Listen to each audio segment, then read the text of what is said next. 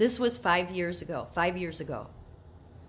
76% of Americans say corporations have too much power. That's actually good to see, but can you imagine what it is now? It's got to be close to 100%. Have you heard any politicians talking about breaking up monopolies or putting a bunch of new that regulations need to be put on corporate?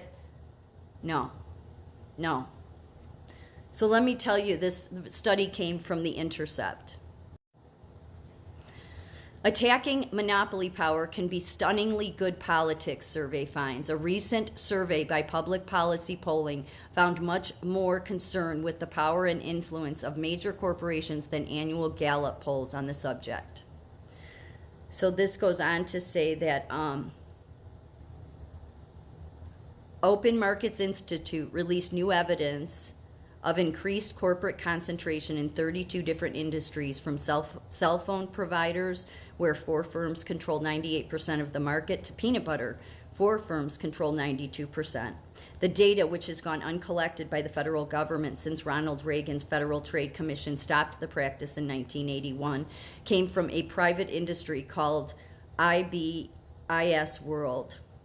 Open Markets intended to publicize the data to show the enormity of America's monopoly problem, but never before seen polling obtained by The Intercept suggests the public already knows and is gravely concerned by the concentration of economic power in fewer and fewer hands.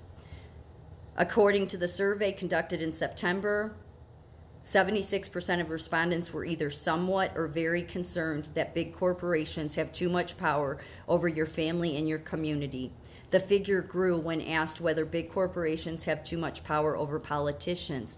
88% were at least somewhat concerned that corporations have power over the politicians. So everybody, that the corporations want you to think it's the politicians making them do this. No, it's the corporations that are the ones doing it. That's the game here, folks.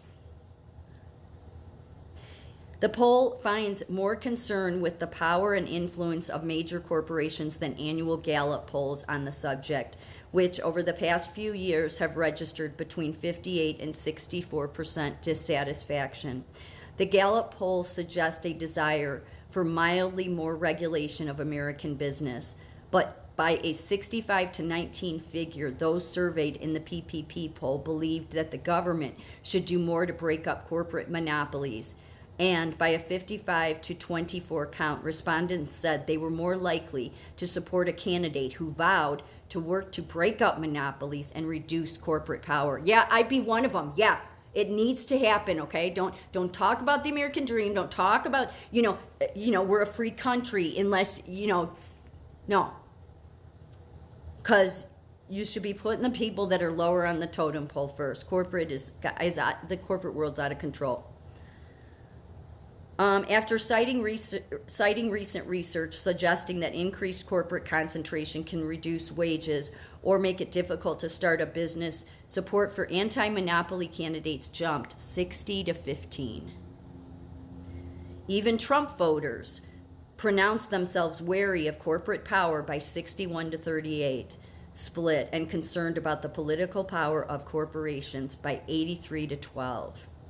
54% of Trump voters said that the government should bust monopolies. They damn well should. With 28% opposed. Yeah, I'm sure that 28 is the corporations. Anti-monopoly sentiment was relatively consistent among men and women, whites and non-whites, young and old, even Democrats, Republicans, and independents. The poll numbers suggest broad bipartisan support for anti-monopoly politics, which has been largely untested as a frontline platform since Woodrow Wilson.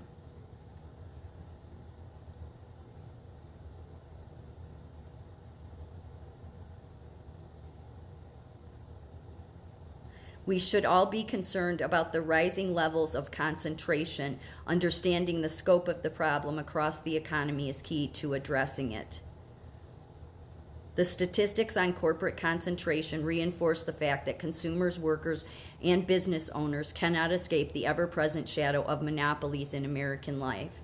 Even when offered the illusion of choice, you don't have it. because the same parent company often owns multiple different brands. Two companies, Kraft and Unilever, control 87% of the mayonnaise market, selling numerous different brands. Three firms manufacture all washers and dryers, including market leader Whirlpool, which controls Maytag and Amana. Nestle controls 57% of cat food market. Its portfolio includes Purina, Fancy Feast, Felix, and Friskies. Overall, 4 firms are responsible for 97% of all cat food sales. They have all these little brands from the low shelf to the high shelf. And it's to give, basically, just to give you the illusion, no, I'm going to buy Friskies this week, I'll go with a different company, but you're not really going with a different company because the same company that owns Friskies owns all the other ones. So, yeah, this is not good. So this branding, sleight of hand, is presumed to fool the public into thinking that they have a wider array of choices, but the polling data suggests that virtually nobody is fooled. If anything, concentration looks worse at the regional level as cable and broadband companies divvy up the country to give consumers no choice, not even a figment of it. While local monopolies like hospital networks dominate individual metro areas, this increased concentration and political intervention has led to skyrocketing economic inequality. Yes, while those hospitals, this is how disgusting they are, okay, at the top. While they talk about diversity, equity, inclusion, they know that what they have done with their monopolies is take away choices. You know, it's one thing with cat food and mayonnaise, okay? I mean, not that should happen either, but when you've monopolized health care, please understand me, they don't have to give you the best anymore because they have nobody they're competing with.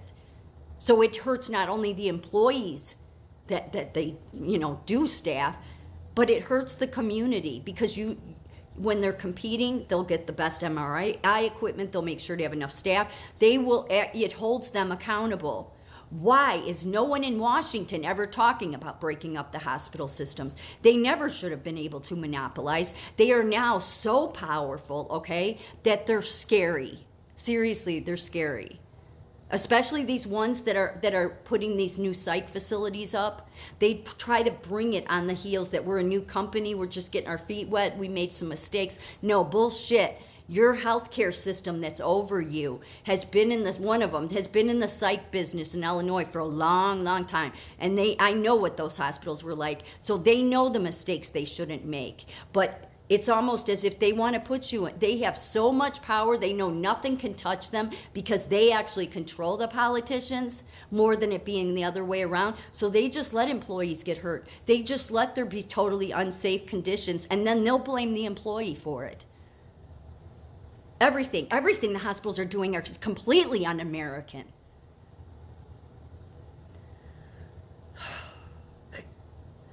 So, let's see.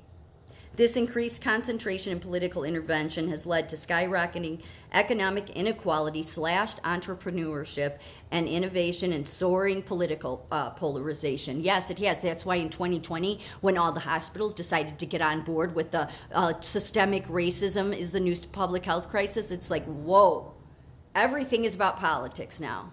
Even those that don't follow it don't think it is. Oh, no, this is what the science says. Yeah, the science is operating on political science. They're not operating on evidence-based. The open markets data also looks at changes to industries over time, finding that virtually every industry studied has gotten worse the more concentrated they get. The more monopolies, the worse it gets. Of course it will, because the people at the top, they don't care anymore. They have all the power. So, if polling is even close to accurate, lawmakers would be rewarded for bold stances on reducing corporate power. I absolutely agree. That's the number one issue, and it needs to be dealt with like it was an emergency 2 years ago.